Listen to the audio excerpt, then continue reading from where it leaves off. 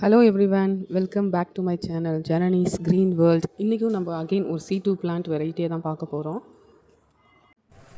நான் பார்த்திங்கன்னா இந்த சீட்ஸை எதுலேருந்து பர்ச்சேஸ் பண்ணேன் அப்படின்னா மீஷோவில் தான் பர்ச்சேஸ் பண்ணியிருக்கேன். மோஸ்ட்லி நான் பண்ணுற எல்லா சீட்ஸுமே அதுலேருந்து தான் பர்ச்சேஸ் பண்ணியிருப்பேன். ஸோ இதில் கோகோ பைட்டு, சன்ஃப்ளவர் இதெல்லாம் அடிஷ்னலாக கொடுத்துருக்காங்க.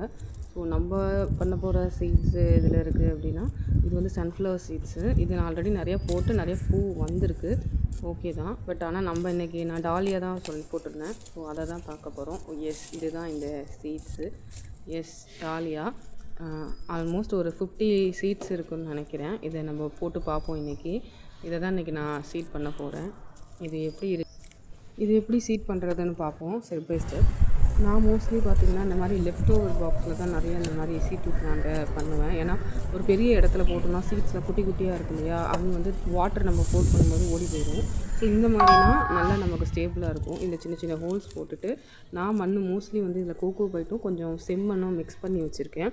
ஸோ அதிகமாக கோகோ பைட்டு தான் இருக்கும். ஏன்னா நம்ம இனிஷியலாக ஒரு விஷயத்தை ஸ்டார்ட் பண்ணும்போது கோகோ பைட்டில் சீக்கிரம் நமக்கு வேர் விட்டுரும்.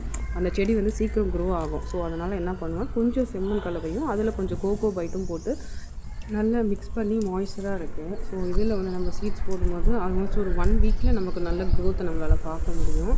அவ்வளோதான், நம்மளோட அந்த பாட்டை நம்ம ரெடி பண்ணிட்டோம். நீங்களும் இப்போ உங்கள் வீட்டில் இப்போ வேஸ்டேஜ் நம்ம லெஃப்ட் ஓவர் ஸ்வீட் பாக்ஸ் ஆகட்டும், இல்லை நம்ம சாப்பாடு ஃபுட் பாக்ஸ் ஆகட்டும், ஸோ அதை வேஸ்ட் பண்ணாமல் அதுலேயும் கொஞ்சம் ஏதாச்சும் ஒரு சீட் போட்டு நம்மளால் முடிஞ்சதை ரெடி பண்ணோன்னா கண்டிப்பாக நமக்கு அது ஒரு நெக்ஸ்ட் லெவல் ப்ராசஸாக இருக்கும். இப்போ பார்த்திங்கன்னா ஆல்மோஸ்ட் இது எல்லாமே ரெடி ஆகிடுச்சு. நம்ம சீட்ஸ் போடுறதுக்கு தயார் பண்ணி வச்சாச்சு. நல்ல பொலன்னு சாஃப்டாகவே இருக்குது. ரொம்ப ஹார்டாகவும் இருக்கக்கூடாது இனிஷியல் ஸ்டேஜில். அதில் ஏதாவது 1-2 கல் மண் ஏதாச்சும் இருந்தாலும் கிளியர் பண்ணிவிட்டு கையில் எடுத்து பார்த்தாலே தெரியும், நல்லா சாஃப்டாக இருக்கும். ஸோ இந்த பதத்தில் இதை ரெடி பண்ணி வச்சுட்டு இனிமேல் நம்ம இதில் சீட்ஸ் இதில் ஆட் பண்ணிடலாம். ஓகே, இது கொஞ்சம் கோகோ பைட் அதில் இருந்துச்சு இல்லையா, ஸோ நம்ம அடிஷ்னலாக கொஞ்சம் மேலேயும் அதை தூவி விடுவோம். இதை நான் வீட்டில் இருந்த கோகோ பைட்டை வச்சு ஆப்வியஸ்லி ரெடி பண்ணிட்டேன். இது அவங்க அதில் கிஃப்டாக கொடுத்துருந்தது. ஸோ இதையும் இதில் ஆட் பண்ணுறேன். அவ்வளோதான், அது வேணுமா இதை ஸ்ப்ரெட் பண்ணிவிட்டு கொஞ்சம் இது இன்னும் கொஞ்சம் மாய்ஸ்சராக இருக்கும், வேறு ஒன்றும் இல்லை. ஸோ அதையும் வெயிட் பண்ணுவோம். நம்ம அதில் ஆட் பண்ணிவிட்டு அடுத்தது சீட் போடுறதுக்கு இது நம்ம பர்ஃபெக்டாக ரெடி பண்ணிட்டோம். அவ்வளோதான், இது முடிஞ்சிச்சு. எல்லாமே ப்ராசஸ் முடிஞ்சு இப்போ சீட் போடுறதுக்கு ரெடி ஆகிடுச்சு. எஸ், நம்மளோட அந்த டாலியா அந்த ஃப்ளவர் சீட்ஸ் நம்ம ஓப்பன் பண்ணி இதில் ஃபுல்லாகவே நான் யூஸ் பண்ண போகிறது கிடையாது. ஒரு 50% சீட்ஸ் தான் இதில் போட போகிறேன். ஏன்னா இதோட க்ரோத் எப்படி இருக்குதுன்னு பார்த்துட்டு பேலன்ஸை திரும்ப இன்னொரு பாக்ஸில் ஃபில் பண்ணிக்கலான்ட்டு இதில் கொஞ்சம் ஒரு பாதி தான் எடுத்து நான் போட போகிறேன். காட்டுறேன் பாருங்கள். அந்த சீடு ஆக்சுவலி இது ரொம்ப மொத்தமாலாம் இல்லை, ரொம்ப மெலிசாக இருக்குது. ஏன்னா நம்ம அந்த ஃப்ளவரில் இருந்தாலும் அதை எடுத்து வச்சுருப்பாங்க, அதனால் ரொம்ப மெலிசாகவே இருக்குது. கையிலே பிடிக்க முடியல, ரொம்ப அந்த அளவுக்கு இருக்குது அந்த சீட்ஸ் எல்லாமே. ஓகே, இதுதான் அந்த சீட்ஸு. இதை நம்ம எப்படி போட போகிறோம் அப்படின்னா முழுசாக இல்லாமல் ஒன்று ஒன்று தான் ரெடி பண்ணி போட போகிறேன். 1 or 2 தான் போட போகிறேன். ஏன்னா அப்போ தான் அதில் நம்ம எத்தனை போடுறோம் எத்தனை முளைக்குதுங்கிறது தெரியும். ஓகே, மண் இப்போ ரெடியாக இருக்குது. இப்போ பாருங்கள், இதில் என்ன பண்ண போகிறோம் அப்படின்னா சின்ன சின்ன ஒரு ஹோல்ஸ் இதில் போட்டுக்கலாம் நம்ம முன்னாடி.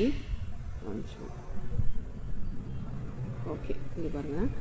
இப்போ 1 2 3 இந்த மாதிரி ஒரு 4 ஹோல்ஸ் 4 இது பண்ணி 3 ஹோல்ஸ் நம்ம போட்டுக்கிட்டால் ரொம்ப ஆக்சுவலி என்ன பண்ணணும், சீட்ஸ் ரொம்ப உள்ளே டீப்பாக போடக்கூடாது. கொஞ்சம் மேலோட்டமாக லைட்டாக இருந்தாலே போதும். ஒன்றுலேயும் நான் இப்போ ஒரு 3 இல்லைனா 2 போட போகிறேன். அப்போ தான் நமக்கு அது எத்தனை ஃப்ளவர் சீட்ஸ் வருதுங்கிறது நமக்கு தெரியும். ஸோ இதில் 2 இருக்குது. ஸோ இந்த ஃபஸ்ட்டு 2, அடுத்து 2, அதே மாதிரி 1 by 1 ஃபில் பண்ணிடலாம். ஏன் மேலோட்டமாக இருக்கணும் அப்படின்னா, ஏன்னா இது கொஞ்சம் சீட்ஸ் எல்லாம் அப்போ தான் கொஞ்சம் சீக்கிரமாக நமக்கு வெளியே வரும். ரொம்ப உள்ளே போயிடுச்சுன்னா ரொம்ப டைம் எடுத்துக்கும். ஸோ இந்த பாக்ஸோட டென்சிட்டி ரொம்ப கம்மி தான். ஸோ அப்படிங்கும்போது இதில் ஒரு 150 grams கோகோ பைட்டு மண் தான் கலந்துருப்பேன். ஸோ இது மேலோட்டமாக போடும்போது நம்ம ஒரு தண்ணி கொஞ்சம் லைட்டாக இது பண்ணிகிட்டே இருக்கும்போது சீக்கிரமாக நமக்கு வர ஆரம்பிச்சிடும். ஓகே, ஆல்மோஸ்ட் முடிஞ்சிருச்சு. நம்ம இதை 1 by 1 ஒன்லி நான் ஒரு 2-3 தான் கணக்கு பண்ணி போட்டிருக்கேன். ஸோ பார்ப்போம், இது பிளான்ட் ஆகி வரும்போது இதில் எத்தனை சரியாக க்ரோ ஆகி வருது, எத்தனை இருக்குதுன்னு பார்ப்போம். அவ்வளோதான், கம்ப்ளீட்டாக இது முடிஞ்சிருச்சு. பார்த்திங்கன்னா உங்களுக்கு தெரியும், இதில் இருக்க எல்லா சீட்ஸும் விசிபிளாகவே தெரியும். இது பேலன்ஸ் சீட்ஸு. இதை நான் வந்து நெக்ஸ்ட்டு வேறு பாக்ஸ் ரெடி பண்ணுவேன். இது ஒரு டைம் வந்ததுக்கு அப்புறமேட்டுக்கு இது எப்படி பிளான்ட் ஆகி வருதுன்னு தெரிஞ்சுக்கிட்டு அப்புறம் திரும்ப இன்னொரு பாக்ஸ் போட்டு அதை நான் சீட் பண்ணிக்கிறேன். இது வந்து பேசிக்காக ஏன்னா இது எனக்கு ரொம்ப பிடிச்ச ஒரு ஃப்ளவர். இது எப்படி வரும்லாம் தெரியல அவுட் புட்டு. ஸோ இது கொஞ்சம் ரொம்ப லாங் ப்ராசஸ் இருக்குமா என்னன்னு தெரியலை. ஸோ அதனால் இதை கொஞ்சம் கீப் அப் பண்ணிவிட்டு இது செகண்ட் டைம் போட வச்சுக்கலாம்.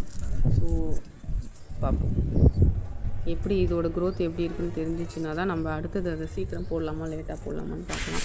இப்போ பார்த்திங்கன்னா உங்களுக்கு தெரியும் இதில் சீட்ஸ் நான் எத்தனை போட்டிருக்கேன்னு சொல்லிட்டு.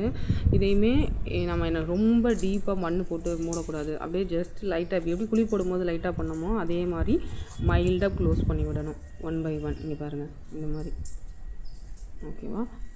இதில் ரொம்ப டீப்பாக இருக்காது. சீட்ஸ் வந்து கொஞ்சம் மேலோட்டமாக தான் இருக்கும். அப்போ நம்ம தண்ணி பட அந்த கோகோ பைட்டில் வந்து சீக்கிரமாக நமக்கு வேர் விட ஆரம்பித்து க்ரோ ஆகி மேலே வந்துடும் பிளான்ட்டு.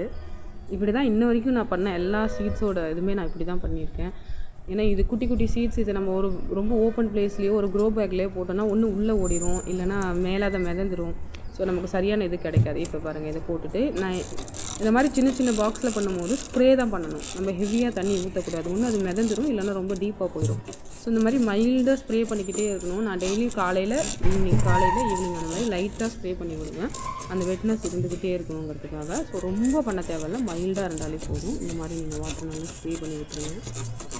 அவ்வளோதான்.